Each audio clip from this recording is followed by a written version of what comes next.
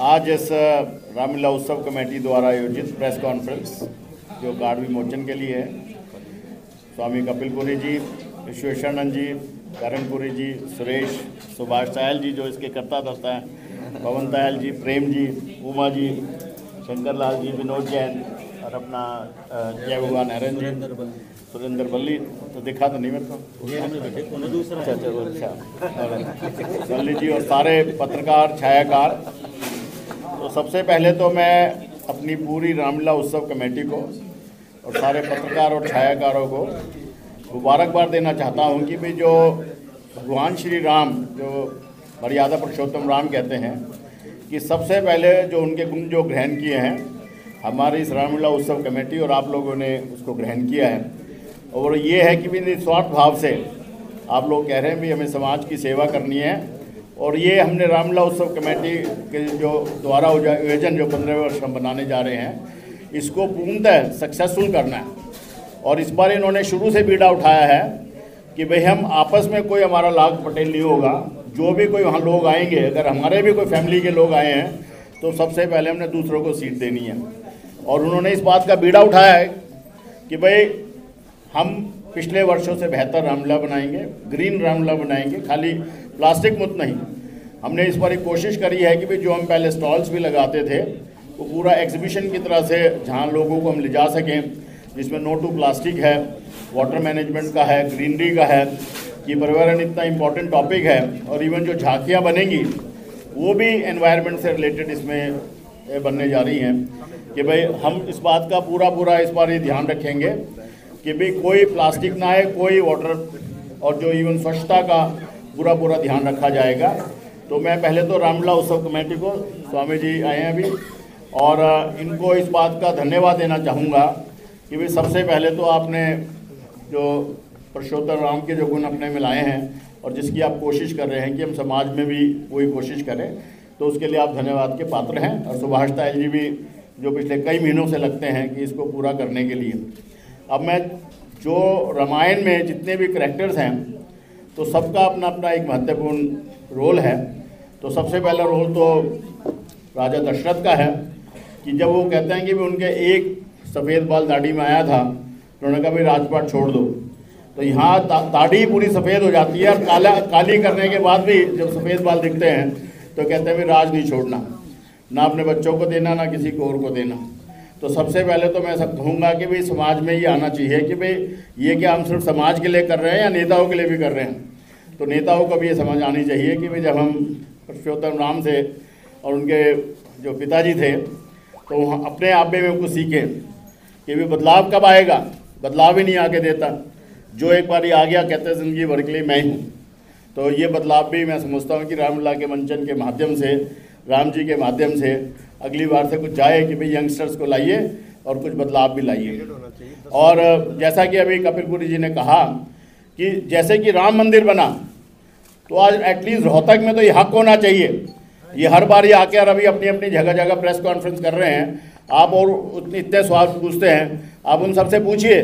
कि भाई किसने बीड़ा उठाया कि हम रामलीला ग्राउंड देंगे, हम क्यों मांगने, उनका कोई अपना हक नहीं बनता।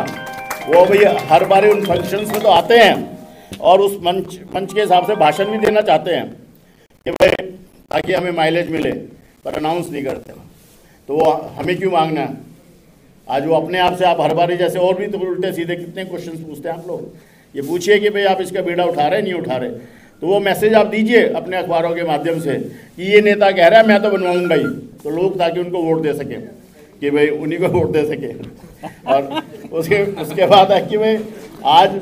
मर्यादा पुरुषोत्तम राम जो है, ये मेरा तो साइलेंट पे कर रखा है फिर भी बजे जा रहा है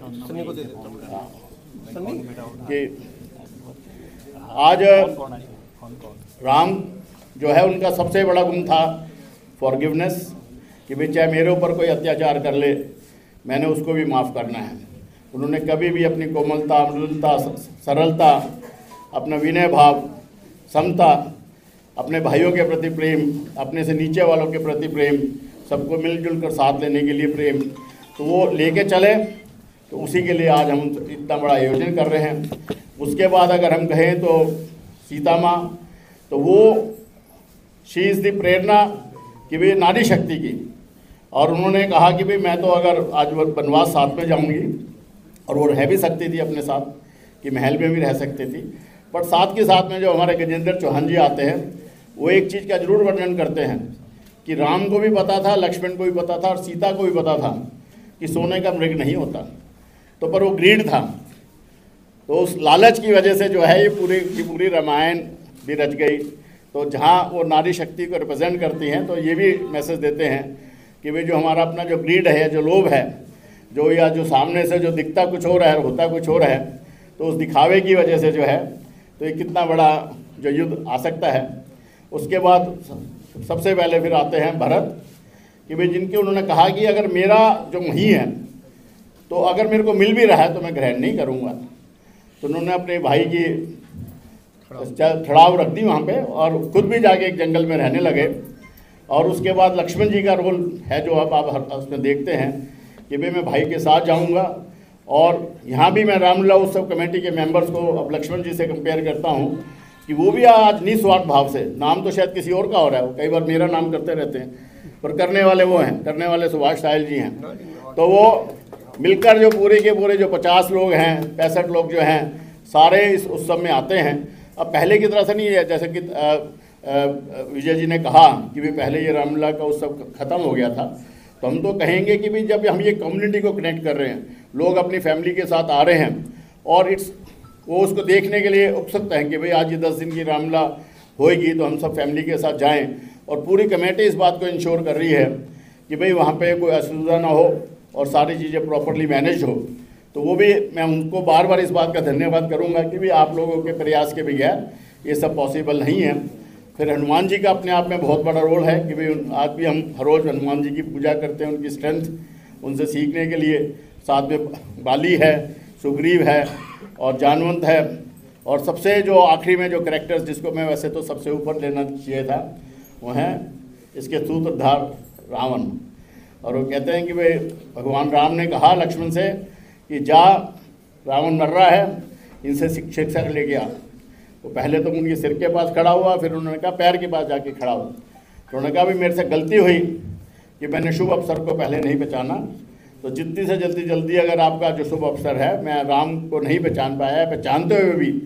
मैं अज्ञान रहा, तो वो जल्दी से जल्दी कार्य करना चाहिए। अपनी गुप्त का बात हम किसी को ना बताएं और किसी को भी छोटा ना समझें। आज राम ने बंदरों को भी साथ लेकर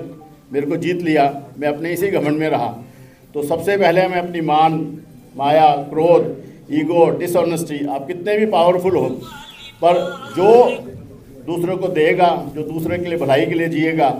वही विजय होगा। इसी के साथ मेरे को फिर से पूरी रामलीला उत्सव कमेटी को, ताहिल साहब को, सभी संत समाज को और ख़ास तौर से आप लोगों को कि भाई आप लोग इस रामलीला को इतना सक्सेसफुल बनाने के लिए सबसे बड़ा सहयोग आपका है पूरे रोहतक शहर में। और जिस तरह से आप पूरे 10 दिन यहाँ आते हैं और उसको कवरेज करते हैं, उसके लिए बहुत बहुत धन्यवाद। कि जो इसी तरह से निरंतर और हमारी कोशिश रहेगी, वो तो बाकी बात है कि जी प्रेम मंदिर बनाया, ये सब करेंगे, वो हमारी ड्यूटी है कि भाई जो उसमें फैसिलिटीज़ क्रिएट करनी है और पिछली बार से लर्निंग करके हमने उसको और बेहतर बनाना है। तो फिर से आप सबका हमारे साथ जुड़ने के लिए, सारे शहर को जोड़ने के लिए बहुत बहुत धन्यवाद। और प्लीज़ सबसे फिर ये ज़रूर कहूँगा कि भाई वोट जरूर देना, और वोट उसको देना जो रामलीला ग्राउंड दे। धन्यवाद। और ये प्रतिवर्ष एक नई उमंग के साथ, नई निष्ठा के साथ, नए नए आयाम लेकर के इसमें संदेश दिया जाता है पूरे रोहतक वासियों को भी, सरकार को भी। जैसे प्लास्टिक मुक्त इसमें एक अहम भूमिका रहेगी और जो दरबार बनेगा वो प्रेम मंदिर की तरफ पर बनेगा। और जो है भव्य योजन 2 तारीख को शुरू किया जा रहा है। 2 तारीख को भव्य भजन संध्या की शुरुआत करके जिसके अंदर हमारे सुप्रसिद्ध भजन गायिका अंजलि त्रिवेदी आकर के खाटू श्याम जी का, राधा ठाकुर जी की महिमा का गुणगान करेंगे।